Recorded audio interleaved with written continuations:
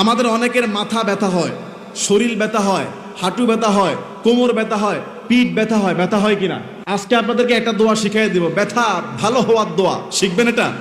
নবী সাল্লাল্লাহু আলাইহি সাল্লাম বলেছে, ব্যথা যেই জায়গায় হবে ওই জায়গায় হাত রেখে প্রথমে বিসমিল্লাহ পড়বেন 3 বার। কয়বার বলেন? বিসমিল্লাহ, বিসমিল্লাহ, বিসমিল্লাহ। কয়বার হলো? 3 বার। মনে করেন আপনার মাথা ব্যথা, মাথায় হাত ধরে বিসমিল্লাহ, বিসমিল্লাহ, বিসমিল্লাহ 3 বার এটা পড়বেন। এরপরে ছোট্ট দোয়াটা পড়বেন 7 বার। কয়বার? ছোট্ট দোয়াটা পড়বেন 7 বার। আমি যেমনি পড়েছি হাদিস অনুযায়ী হাত রেখে পড়েছি, সঙ্গে সঙ্গে একটু পরে ভালো হয়ে গেছে। দোয়াটা হলো আউযু বিল্লাহি ওয়া কুদরতিহি মিন শাররি মা আজিদু ওয়া উহাদিরু। কি 30 সেকেন্ডও লাগছে বলতে? ছোট্ট দোয়া। বলেন আউযু বিল্লাহি, সবাই বলেন আউযু বিল্লাহি